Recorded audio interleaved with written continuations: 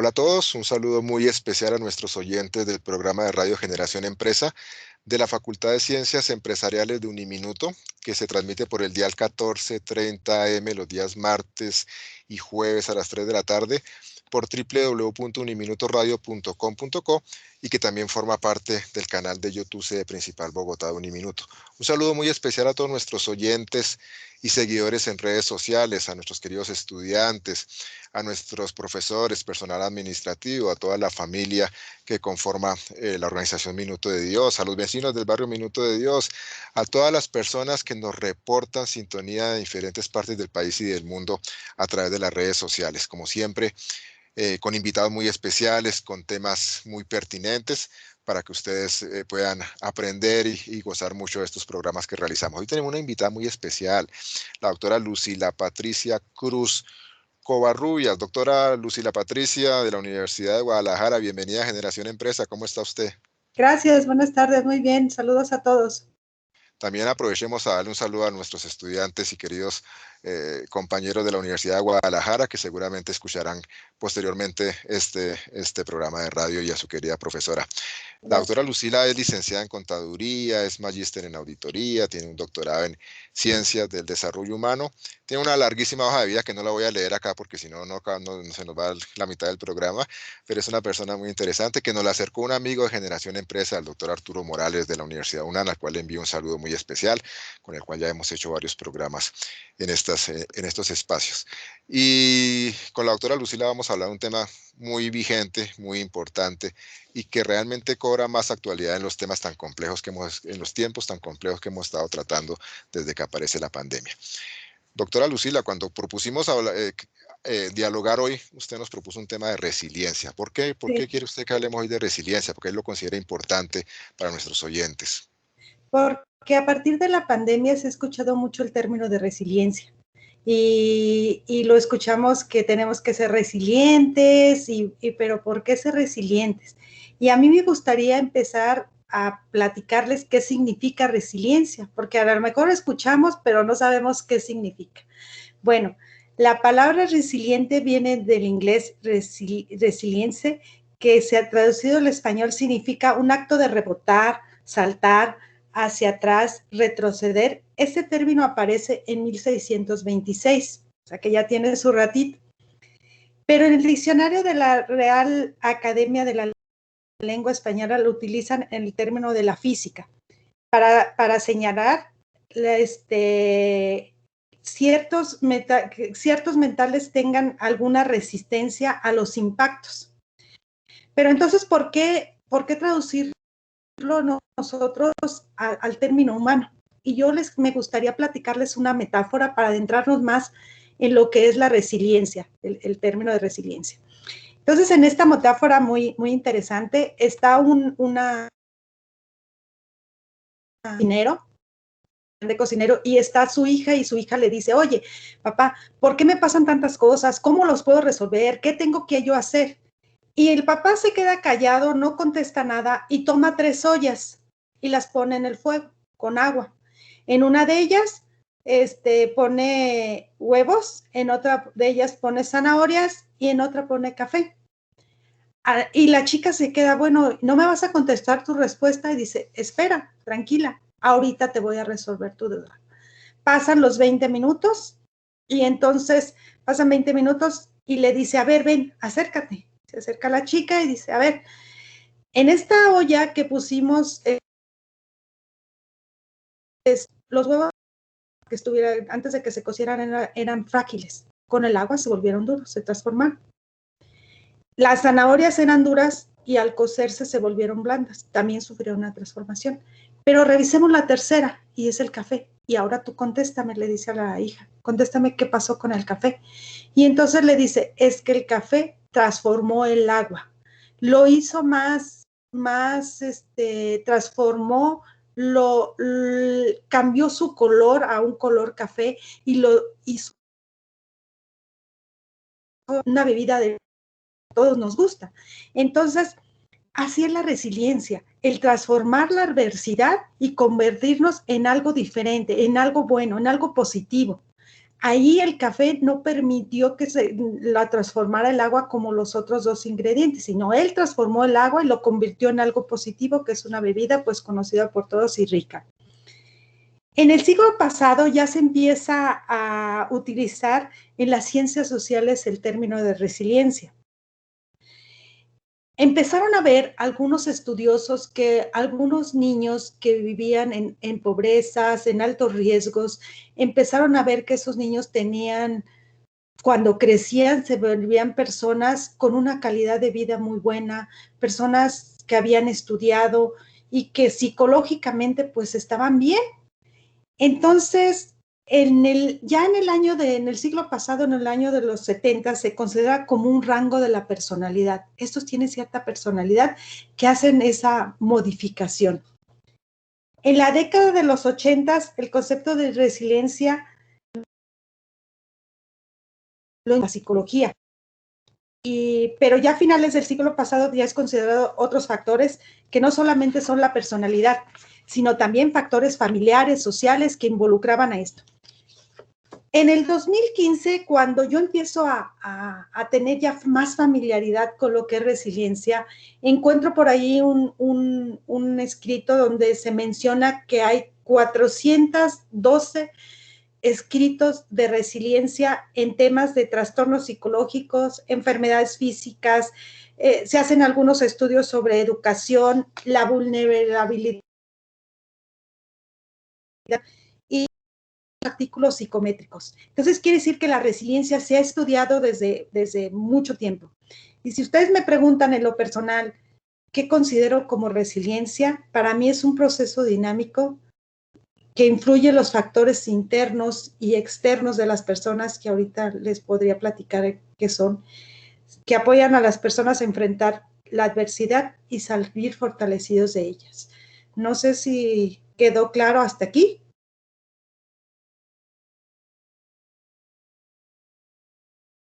Bien, el término empleado en diversas disciplinas también se ha empleado en la ingeniería,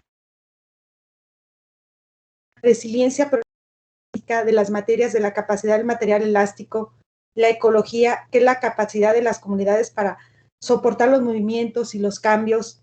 Se refiere a la capacidad personal y a las comunidades que han sobreponerse a las pérdidas y al infortunio que puede suceder. La resiliencia ha venido a ser una herramienta indispensable para todos los seres humanos, sociedades, pueblos que han sufrido alguna adversidad y que esto los ayuda a desarrollar resiliencia.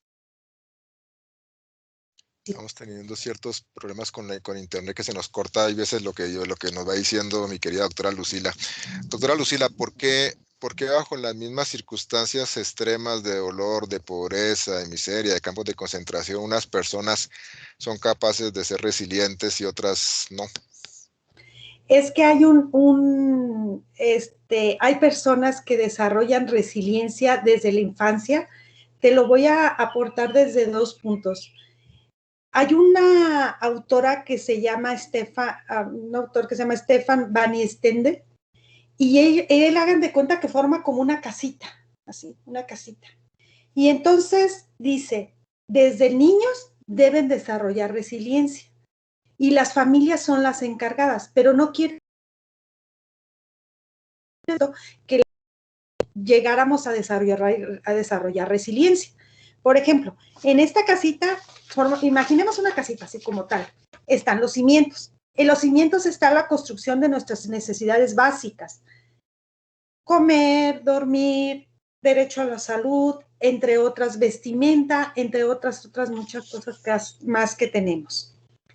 En esa casita luego seguimos al subsuelo, formado por los vínculos, las familias, los contactos, nuestras redes de apoyo con las que contamos cada uno de nosotros. Quiere decir que desde niños pues contamos con el apoyo de nuestros tíos, abuelos, que forman parte importante de una persona. Luego en la planta baja, la capacidad de descubrir el sentido de mi vida, qué quiero hacer, ¿Qué voy a hacer en mi vida? ¿Qué voy a estudiar, por ejemplo? Y estudiando yo cierta carrera, ¿a quiénes voy a apoyar? con quiénes me voy a socializar, a quiénes voy a ayudar al yo estudiar dicha carrera o desarrollarme profesionalmente. Luego en el primer piso nos menciona, siguiendo, están 3 habitaciones. En una vamos a encontrar la autoestima, que es básica para el desarrollo de la resiliencia, el sentido del humor, los recursos personales y los sociales con los que contamos. Y yo creo que podríamos hacer una paréntesis ahí. ¿Por qué el sentido del humor es tan importante para el desarrollo de resiliencia? Quiere decir que nosotros le encontremos el lado positivo a lo que nos está sucediendo en el momento. Quiere decir que nosotros nos dé risa de lo que nos está, pero con positivos, buscar la solución a lo que nos está sucediendo. El humor, el sentirse bien, el sentirse positivo, ayuda mucho a mejorar cualquier adversidad en la que nos encontremos. Luego viene el desván. Algunas situaciones difíciles por las que nosotros ya nos enfrentamos en la vida cuando ya somos adultos, que ya pasamos por todas esas necesidades que nos fue señalando esta autora, y nos dice que forma parte de la vida. Haber pasado por una situación difícil no quiere decir que hoy pasamos una situación difícil y ya termina, sino que la vida está llena de adversidades y la resiliencia puede ser una herramienta que nos puede ayudar a superarlas por el resto. Bien, ese es el desarrollo de resiliencia durante el trayecto como seres humanos. Interesante. Hace unos años leí un libro de una escritora norteamericana, Louise Hay, se llama Usted puede sanar su vida. Y insistía mucho en que todas las enfermedades tienen que ver con procesos como de no sanación, como que han marcado mucho la vida y se quedan ahí como esos rezagos y demás. Y explicaba cada paso del proceso de sanar uno mismo las enfermedades mentalmente, y hacía mención a algo que tú estás comentando, esa capacidad de sonreír inclusive en medio de la tragedia. Claro, eso puede sonar bonito y no es fácil, para nada. Hay momentos muy difíciles en la vida en los que indiscutiblemente uno no va a estar riendo, llorará, se sentirá dolor, sentirá amargura, sentirá pena, pero es claro que digamos que hay formas diferentes de una misma circunstancia, de manejarlas mejor. Sí, el hecho de ser resiliente no quiere decir que no vamos a sentir dolor, no vamos a sentir frustración, angustia, incertidumbre, sentirnos fracasados por momentos, pero eso no quiere decir que nos vamos a quedar estancados. Una persona resiliente puede sentir todo eso, pero eso no le impide seguir avanzando. Doctora Lucila, usted que se ha dedicado a investigar temas de resiliencia, porque es que me llama la atención algo que usted dijo, formar a nuestros niños en resiliencia. Y yo estaba pensando, nosotros que venimos de la academia, ¿cuántas universidades o cuántos programas o cuántos colegios ofrecen algún tipo de asignatura que tenga que ver con resiliencia? Yo diría que son mínimos si es que existen. Yo no conozco hasta ahorita ninguno. Incluso el término de resiliencia, yo lo he visto ahorita mucho que lo han tratado de hecho yo estoy terminando un artículo de resiliencia en los estudiantes de la Universidad de Guadalajara a partir de la pandemia, y no he visto algo como materia así, ¿no? Que sería interesante que se incorporara por todo este proceso de aislamiento, de incertidumbre, seguimos viviendo en el 2021, que no ha terminado. Sería interesante que hubiera eso, porque yo creo que los profesores necesitamos primero tener un curso intensivo de qué es resiliencia y para poderlo transmitir. Si voy a comentarle mi experiencia, o sea, en el momento que me dicen, ¿estás aislada? Fue exactamente el 13 de marzo, por ahí en la Universidad de Guadalajara, cierra, y entonces, pues, a buscar herramientas tecnológicas que me ayudaran para poder continuar con mi actividad docente. Entonces, enseñarme para poder enseñar, pero al mismo tiempo sentir esa frustración, ese miedo, esa adversidad por la que todos estamos pasando. Yo como profesora y mis estudiantes también, mi familia, mis seres queridos, o sea, todos, cómo desarrollar esa resiliencia entre todos. Yo creo que es una buena propuesta, doctor, para que esto se pueda implementar en las instituciones. Sería muy, muy interesante. Sí, yo también creo que hay mucho que trabajar ahí. Y en esta época de pandemia, oh, las historias serían increíbles y los resultados probablemente prometedores, Bien. diríamos nosotros. Doctora Lucila, usted se ha dedicado a, a investigar un tema que me parece súper pertinente y súper interesante. Resiliencia en enfermos de Guillain-Barré. Tal vez esa enfermedad hoy en día la estamos conociendo un poquito porque sabemos que un gran ícono de la música mexicana la está padeciendo, Vicente Fernández, y de pronto decimos, bueno, el Chente está padeciendo de Guillain-Barré, pero la verdad seguramente no sabemos ni siquiera cuáles son los síntomas de la enfermedad y eso. Quisiera que nos comentara un poquito sobre esta investigación y también sobre su testimonio de vida, que algo me comentaba usted, extra micrófonos. Precisamente el Barret me llevó a la resiliencia. Cuando yo estaba estudiando el doctorado, yo quería hacer una tesis totalmente diferente a lo que es resiliencia. Entonces llega a mi vida Guillén Barret por una situación de vacuna, parece que fue lo más cercano que pudieron determinar, porque Guillén Barret pues no es así como algo que se diga que eso se tiene. Yo empecé mi directora de tesis me dice, vamos haciendo algo sobre resiliencia. Y yo, ¿qué resiliencia? Y empecé a buscar los términos de resiliencia y demás. Desafortunadamente sí, como usted lo menciona, el señor Vicente Fernández pues está padeciendo esa enfermedad tan cruel y tan difícil de sobrellevar. De mi tesis, de mi trabajo de investigación, yo le puedo platicar y mi testimonio de vida que es una enfermedad que no es sutil. Empiezas como a entumirte. O sea, fue mi primer síntoma. Empecé a entumirme, como de esas veces que te sientes entumido, pero caminar, pero luego cuando caminas ya se te quita. Era un entumimiento leve. De repente veía dos cosas al mismo tiempo. Empezaba a sentirme muy lenta. En cuestión de, pues, ¿qué le diré? 24 horas, yo estaba totalmente con el 40% paralizado. Entonces llega la incertidumbre, el miedo, el qué va a pasar conmigo, qué voy a hacer. Llego al hospital y me dan el diagnóstico de Guillain-Barré a los 7 días. Me dicen que es el síndrome de Guillain-Barré y pues ahí fue una frustración de, ¿y eso qué es? ¿Eso cómo se soluciona? ¿Por dónde iniciar? Tanto yo como la familia. Entonces, pues era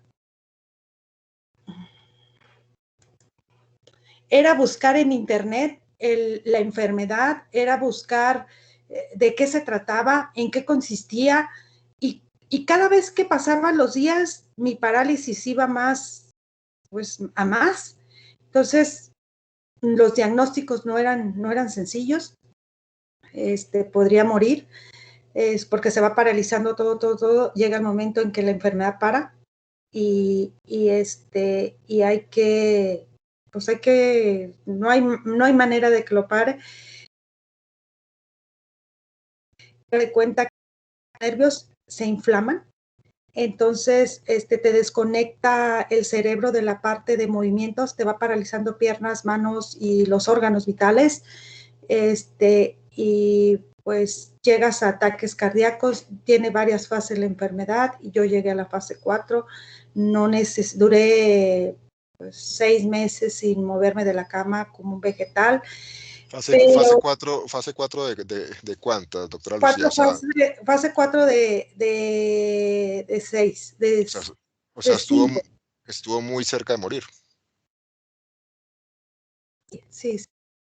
Incluso yo me despedí de mi familia porque llegó el momento en que ya mi voz era muy débil por el problema de los pulmones, porque ya empezó el problema del parálisis. Pero pues yo siempre preguntaba, ¿cuándo voy a terminar? ¿Cuándo voy a caminar? Era mi pregunta a los doctores, llegaban y les decía, ¿cuándo voy a caminar? Pero llegaron momentos difíciles para mí en el que yo le dije al neurólogo, porque lo trataba un neurólogo, le dije, ¿en cuánto tiempo me muero? Y me dijo, con la edad que vas a tardar, ¿y en cuánto tiempo me recupero? Y me dijo, depende de ti, depende de mí, ¿sí? Entonces yo dije, bueno, pues si depende de mí, me voy a recuperar pronto y voy a estar bien. Claro, si así lo decides, así va a ser. Entonces, en la resiliencia estaba ahí, en el humor que tú le puedes poner a eso. O sea, claro que no me soltaba la risa, pero en lo positivo, en que yo tenía que continuar por mi familia. Mis hijos eran unos niños, eran jóvenes, una de 8 años y el otro de 19 años.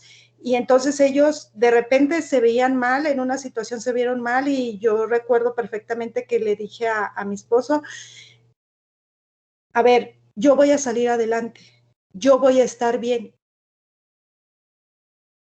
Y bien, porque la última así. Entonces, yo también a ellos los obligaba a que me vieran bien, aunque no estaba bien.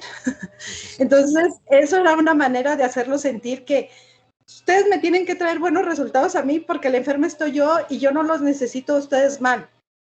Ustedes sigan haciendo su vida, yo estoy haciendo lo propio para salir. Entonces, buscaba la manera de sentir bien. Los testimonios que yo tengo de la tesis fue muy complicado en Barret y buscar cómo desarrollaban resiliencia ellos. Te puedo contar testimonios de que había gente que pues se dejaba sin hacer nada, se quería morir. Gente que no iba al hospital porque tenía miedo de ir al hospital, en los testimonios que tengo de mi trabajo. Fueron 19 casos los que yo encontré porque era una enfermedad que no se daba tanto, que no es muy fácil, y las características que yo busqué para hacer la investigación pues eran más complejas de encontrar, pero pude encontrar que no salieron, que se quedaron en no caminar, en que esto ya me pasó y en que esto soy codependiente, y entonces pues no se quedaron en el desarrollo de resiliencia, no encontraron un motivo para continuar, no encontraron algo que les hiciera caminar, que les hiciera andar en el buen sentido de progreso, de salir adelante y avante por una enfermedad tan compleja. Te puedo decir que el 100% de todos los entrevistados decían que era su fortaleza, de ser resiliencia, las creencias por las que ellos tenían, pero era muy curioso cómo la lingüística que tenemos desde niños, el que nos dicen qué hacer y los dotamos como creencias. Mi trabajo fue basado en una autora que se llama Medellín, que es las creencias que podemos traducir a la lingüística que tenemos, y el que le tenemos miedo al doctor. Cuando la gente se empezaba a sentir paralizada, entonces decía, tienes que ir al doctor, pero no te preocupes, es estrés, es dolor de cabeza, seguramente has vivido más serio, cansa, duerme y con eso pasa, pero el parálisis iba avanzando las personas. Entonces, ya sé, te tienen embrujado. Y entonces iban con alguien y les hacían la limpia, pero ellos seguían paralíticos y decían que allá los tenían pinchados en algún modo, no sé. Le hacían la limpia, pero de la plática que le sacan allá, esos charlatanes. Sí, de dinero, no sé. Entonces, no acudían con el doctor, pero esa es parte de las creencias, de la lingüística que tenemos desde niños. Desde niños tenemos esa parte de que nos dicen no,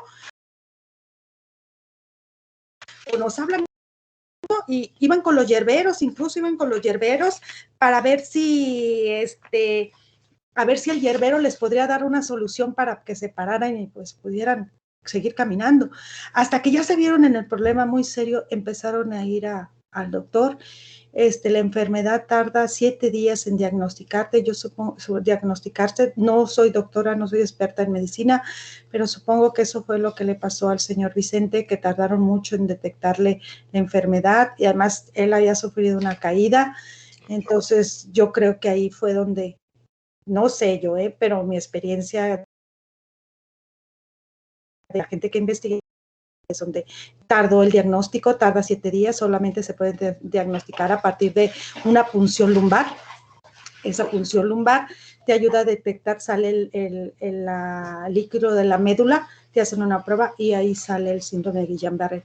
Pero lo más difícil de esto es que, pues ya para poder saber cuánto se cura de dos maneras, con inmunoglobulina o con parafresis, algo así. Es una transfusión de sangre que te la limpian y te la regresan al cuerpo, o inmunoglobulina, esa es una vacuna, y esa vacuna te la van pasando, pero también corres el riesgo de que te truenen los riñones, porque te hace cuenta que todo lo que tu mamá y tu papá, todos tus genes, todo lo que te protege a ti, vitaminas y eso, te lo vuelven a inyectar. Entonces es una situación muy compleja la que se vive los 8 días que te están pasando ese medicamento. Es muy caro. Es muy caro. Aquí, afortunadamente, yo tuve la fortuna que sí me lo proporcionó el sector salud, porque pues era la manera más fácil. Cuando una persona sale del hospital, seguramente a usted le ha pasado que algún problema, no sé, de que te duele la cabeza, incluso hasta una cirugía, sales caminando, pero de un Guillain-Barré no. De un Guillain-Barré sales paralítico, sales en condiciones mal, en donde el trauma de que ya salió del hospital, sí, pero ahora viene lo complejo, porque ahora necesitas de tu red de apoyo, necesitas de esos pilares que hablan de la resiliencia, de esa familia, de ese entorno que te puede ayudar a mejorarte, porque pues eres, en mi caso, pues un vegetal. Entonces te tenían que contratar un asistente médico para que te hiciera los ejercicios, porque estás de acuerdo que todos tienen que continuar con su vida. Y el problema aquí es que si no te hacen los ejercicios continuamente, pues puedes ver masa muscular. Entonces, eso era lo que habría que hacer de manera inmediata. Pues yo decía, bueno, todos salen bien y yo sigo prostada, nunca me detuve a hacer ejercicio. Yo iba a algunas terapias aquí en el centro de Occidente, al IMSS, al gran IMSS, que a todos sus médicos les mando un cariñoso abrazo y todo mi cariño para ellos, todos los que me atendieron y los que siguen atendiendo, pues el COVID también. Y pues era rehabilitarme. Si me movimientos de tus brazos, pues yo hacía 30, 40, era incansable yo para seguir continuando, porque yo tenía que continuar con mi tesis doctoral y tenía que demostrarle a mi familia que podía hacer las cosas y que tenía que continuar, porque aparte, pues en ese momento no me podía jubilar por la universidad, tenía que continuar, pero yo decía, ¿cómo voy a regresar así? No me veía regresar en una silla de ruedas, mucho menos en con bastón o algo que me asistiera. Entonces yo luché con mi cuerpo hasta que hoy, hasta estar en un 96% de toda mi movilidad, de tener cero. Qué Entonces, interesante testimonio el que nos cuenta mi querida doctora Lucila, y la escuchaba usted y hoy voy recapitulando historias que uno ha escuchado.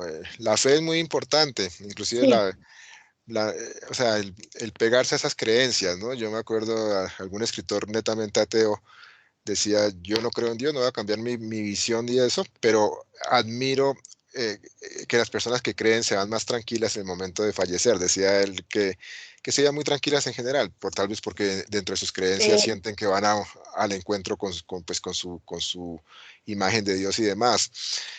Tú dijiste algo que me parece muy importante dentro de todo, y es que la resiliencia no es solamente tu actitud personal, sino que también tienes que tener todo el apoyo de la familia para que entren en ese mismo proceso contigo. Sí, conmigo, yo tengo una tía que le mando un cariñoso saludo a mi tía. Ella se llama Margarita, y a mi papá que está en el cielo. Yo tuve a mi papá 16 días en la mañana y tarde, y a mi esposo en la noche. Mi papá nunca me habló de que no me iba a recuperar. Siempre me dijo, hija, hay mucha gente aquí enferma, pero tú vas a salir adelante. Nunca me habló eso de que yo estaba mal y eso. Si yo le empecé a decir que me dolía algo, buscaba otra manera de decirme que estaba bien. ¿Tú estás bien? de esto vas a salir, tú estás bien, de esto vas a salir. Y sabes que me lo creí. O las creencias en resiliencia tienen mucho que ver. O sea, claro, él me dijo que iba a salir y para mí era un pilar, mi papá. Entonces, si él me dijo, pues sí lo voy a hacer. Doctora Lucila, estamos en pandemia, como nos comentabas tú anecdóticamente y nos invitabas a los profesores a hacer, que fuimos los primeros que tuvimos que reinventarnos desde la academia. Pero esta pandemia evidentemente ha sido muy fuerte para millones de personas, ha significado muerte, pérdidas, enfermedad, ha significado pérdidas de empleo, ha significado crisis económica, cierres de emprendimiento de toda la vida. Creo que es un momento oportuno para volver a hablar de resiliencia. Sí, yo creo que sí. La resiliencia, yo creo que estuvo presente o está presente en este tiempo de pandemia. Vemos en las empresas que han avanzado, pues constante, las empresas que se dedican a la tecnología, simplemente. Yo creo que una empresa que a mí me parece muy interesante y ojalá que algún día puedan ver ahí un video que tiene la empresa Lego, donde se quema la empresa y vuelve a resurgir y vemos que esa empresa, a pesar de todo lo que ha batallado, pues ha resurgido. Incluso no sé, aquí a crear grupos. Aquí nadie pierde. Y entonces eran redes sociales donde no ibas a comprar las cosas, pero te las llevaban a tu casa. Entonces esas empresas empezaron a crecer, las empresas empezaron a surgir. Por ejemplo, había una empresa que nada más se dedicaba a vender líquidos, pues ahora pues es una empresa pues que puede hacer también toallas sanitizantes, puede hacer que, ¿cómo se llama?, geles y todas esas cosas que empezaron a surgir, crearon negocios, las personas no se quedaron ahí estancadas en el sufrimiento, en el que ya se acabó mi negocio, sino resurgieron. Y yo creo que es el éxito de la pandemia, ¿no? O sea, aquí salió adelante el que desarrolló resiliencia, el que buscó factores internos que le pudieron salir de la adversidad. Si bien es cierto, tuvimos duelos muy, muy tristes, pues muy, muy dolorosos de compañeros, profesores, gente muy cercana, familia, enfermos de COVID, y hay quienes no han salido de su depresión, de su pérdida, de su adversidad. Y también es cierto, eso se puede señalar, hay gente que no sale, o sea, simplemente tiene buscar lo positivo, el dolor o estacionarse. Y hay gente que se quedó estacionada y sumida en la depresión. Y no puede ser una decisión personal, pero yo creo que la decisión personal sí está en que tú salgas de la adversidad fortalecido a pesar de la situación. Tienes que seguir viviendo. Sobre eso que tú acabas de afirmar, encontré una frase que yo creo que es exactico lo que acabas de expresar. Dice que la resiliencia hoy en día no solo es sobreponerse a la experiencia personal, sino la habilidad de colocar esas experiencias en la psique. Yo creo que sí, yo creo que es la habilidad de colocar esas experiencias malas en la psique que no lo lastimen a uno. ¿Qué opinas tú? Sí, es que debe ser así. Sí te llegan a lastimar, pero eso que te lastima no lo puedes dejar como algo ahí, como dijeran, esa cicatriz viva. Tienes que buscar que esa cicatriz sane, aunque quede ahí, y continuar. Y buscar que esa cicatriz, aunque es una cicatriz, la veas de color bonito. Doctora Y que Lucila, la veas como crecimiento en ti. claro. Doctora Lucila, este programa lo van a ver unos cuantos cientos, miles de estudiantes tuyos y míos, que también están luchando por sus sueños, que también en plena resiliencia han sido capaces de esforzarse por seguir estudiando, muchas veces endeudándose, muchas veces sacrificando otros escenarios de vida para continuar con sus sueños de obtener un título profesional o de licenciado que llaman ustedes. Yo creo que merecen toda nuestra admiración estos muchachos. Ah, claro que sí. Yo he conocido alumnos que están en el celular porque no tienen otra manera de comunicarse. Incluso, gente que quiere salir adelante, ¿sabe, doctor? Aunque tengan, les cierran el internet, por ejemplo, se regresaron a sus pueblos y les cierran el internet a ciertas horas, entonces lo hacen el trabajo en escrito, le toman foto y te lo mandan. Entonces es gente que quiere salir adelante, sin embargo también conocemos estudiantes que realmente pues no han podido. no han podido Y salir de otros no han querido. herido a sus papás. Yo nada menos en la semana me mandó un estudiante, maestra, no voy a entrar a clase, acabo de perder a mi papá, pero al rato se conecta y me dice, tengo que seguir porque a mi papá no le hubiera gustado que yo no continuara con mis clases, ¿qué hay de tarea? O sea, y te quedas así Queda bien, ¿no? uno O sea, frío, ¿no? Porque, o sea, muy sí, fuerte el testimonio, pero también qué valiente. sí, y yo creo que la vida es así, doctor Arturo, como lo acabamos de mencionar. No quiere decir que una adversidad va a ser para toda la vida ni para siempre, y no va a ser la única. Nuestra vida está llena de adversidades y de pequeñas micro pérdidas. Claro. Acuérdate que el doctor Arturo es nuestro amigo mutuo de la UNAM, yo soy César. Muy bien. Eh, ¿Qué hacemos para cambiar cierta sensación de pesimismo? ¿Qué podemos aportar nosotros desde la academia en nuestros países latinoamericanos? No sé, sufrimos desigualdad, sufrimos muchas personas muy pobres, sufrimos gobiernos en los que la gente no cree porque están llenos de corrupción, de situaciones que la gente dice, pero ¿qué pasa acá? Se roban todo y nosotros seguimos aguantando como hemos aguantado históricamente 100 o 200 años hambre. ¿Qué podemos nosotros hacer para tratar de ayudar en esos escenarios es decir, algo más que dar simple palmaditas en el hombro y decir que mañana el futuro va a ser mejor? Yo creo que trabajar en nosotros mismos. Yo creo que desarrollar emprendimiento, desarrollar una serie de actitudes que nos pueden ayudar a desarrollar, trabajar a pesar de. Yo creo que no todos los latinos estamos viviendo una situación que nos guste, incluso hasta en nuestros propios trabajos, pero nosotros tenemos que encontrar eso, y yo a veces en lo económico, pues te diré que a veces sí no nos va tan bien, pero si a ti te gusta tu trabajo, a ti te gusta lo que tú haces, ahí le vas a encontrar un sentido y una satisfacción personal. Probablemente sea más interesante llevarte una satisfacción personal, tener algo que te gusta, entonces como persona vas a tener una calidad de vida y vas a encontrar la felicidad, que la felicidad cada uno la encontramos en nosotros mismos. Sí, es cierto. Y ese concepto de felicidad sí que es un concepto complejo, ¿no? Porque para algunos, evidentemente, la felicidad sería dinero, Sí, posición, reconocimiento, pero para otros es disfrutarlos, es vivir, es simplemente vivir, es disfrutar cada instante y tratar de dar lo mejor y lo mismo a los demás. sí, es que sí es la felicidad es muy extraña. Por algo, alguien que tiene ya algo, pues en lo económico le va súper bien y hace algo por alguien, pues esa es felicidad para él. Alguna situación, ayudar a un niño de la calle, hacer, por ejemplo, a lo mejor en mi situación podría ser también aportar algo a los estudiantes. Yo creo que en esta vida tenemos que dejar huella, tenemos que dejar recuerde y no pasar por la vida como, como que no existimos. Hay que dejar algo. Y nosotros como docentes, yo creo que tenemos una gran oportunidad y una puerta abierta para ayudar a esos chicos que vienen, a esas nuevas generaciones, a que desarrollen resiliencia, que sean personas resilientes y puedan encontrar en ellos una calidad de vida y sean personas exitosas. Claro que sí. Desde que apareció la vida humana en la Tierra, han caminado por este planeta aproximadamente 100.000 millones de personas.